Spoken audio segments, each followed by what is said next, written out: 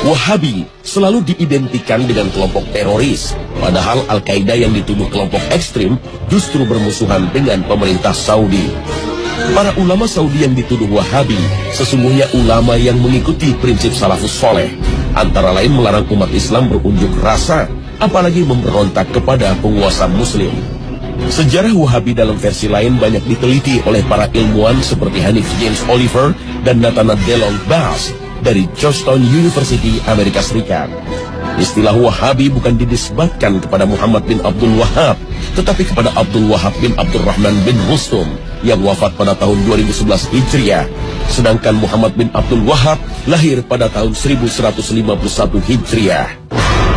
Kelompok ini begitu ekstrim terhadap para ulama ahli sunnah yang ajarannya banyak menyimpang.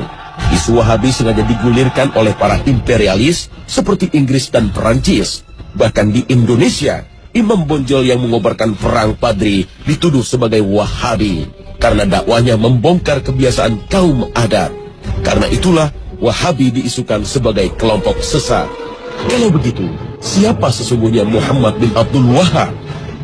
Muhammad bin Abdul Wahab bin Sulaiman bin Ali bin Muhammad bin Ahmad bin Rashid bin Barra bin Musrif At-Tamimi lahir pada tahun 1694 Masehi di kota Uyainiyah yang masih masuk wilayah Najd sebelah barat kota Riyadh. Beliau banyak belajar fikih mazhab Hambali dan sangat tertarik mempelajari kitab-kitab Syekhul Islam Ibnu Taimiyah dan muridnya Ibnu Qayyim rahimahullah.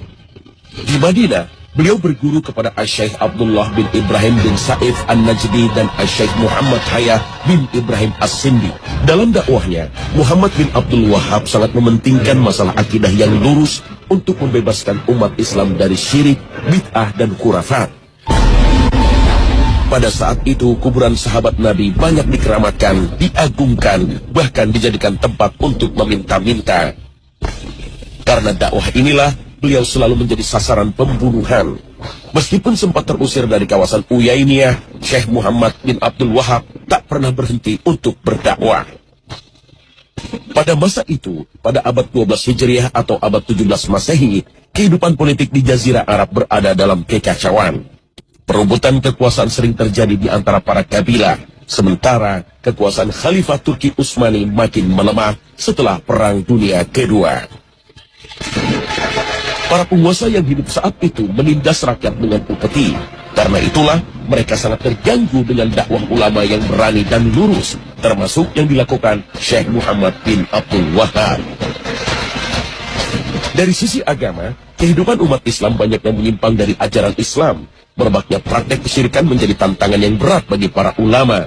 Beruntung, dakwah Muhammad bin Abdul Wahab mendapat dukungan Abdul Aziz bin Saud, pendiri kerajaan Saudi, hingga mampu memberantas kesyirikan dan menegakkan ajaran tauhid. Namun di sisi lain, ada penyeragaman pemahaman keagamaan, baik dari sisi akidah maupun fikih yang hanya mengikuti mazhab Hambali. Karena itulah memicu resistensi dari sebagian ulama yang berbeda faham. Fitnah atau bencana yang menimpa umat Islam sudah diisyaratkan oleh Rasulullah SAW dari Abdullah bin Umar. Nabi berdiri di samping mimbar dan bersabda, fitnah di sini dari arah munculnya tanduk setan atau tanduk matahari. Hadis riwayat Bukhari.